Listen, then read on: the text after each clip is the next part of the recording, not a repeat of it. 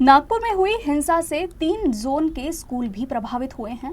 हिंसा के बाद एहतियातन स्कूलों को बंद रखा गया है, जिस वजह से परीक्षा के दिनों में छात्रों की पढ़ाई प्रभावित हो रही है। सोमवारच्या राड्यानंतर नागपुरातल्या 3 झोनमधील पोलीस परिमंडळातील शाळा या बंद ठेवण्यात आलेल्या आहे। संचारबंदीचा फटका हा शाळांनाही बसला आहे आणि विद्यार्थ्यांनाही बसला आहे। मी नागपुरातल्या महाल परिसरातल्या सर्वात जुन्या समजल्या जाणाऱ्या न्यू इंग्लिश शाळेपुढे आहे आणि आपण पाहू शकता शाळा ही बंद आहे।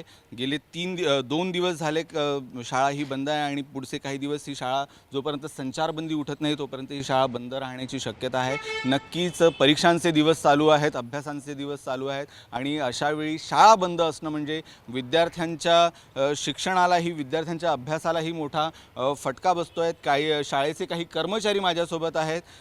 काय माहिती आहे, कधीपर्यंत शाळा सुरू होण्याची शक्यता आहे, काही कळलंय का?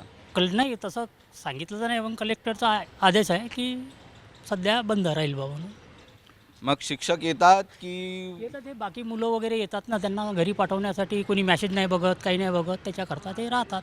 तर अभ्यासाचे दिवस आहेत, शिक्षणाचे परीक्षेचे दिवस आहेत, अशामध्ये शाळा बंद असणं ही नक्कीच दुर्दैवाची बाब आहे।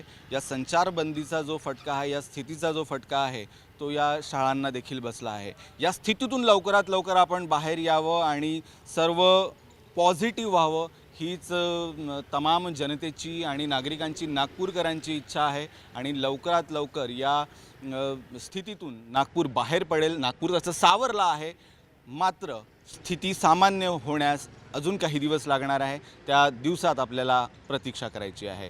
व्हिडिओ जर्नलिस्ट मिथुन आदमनेसह मी निशांत, UCN न्यूज, महाल, नागपूर।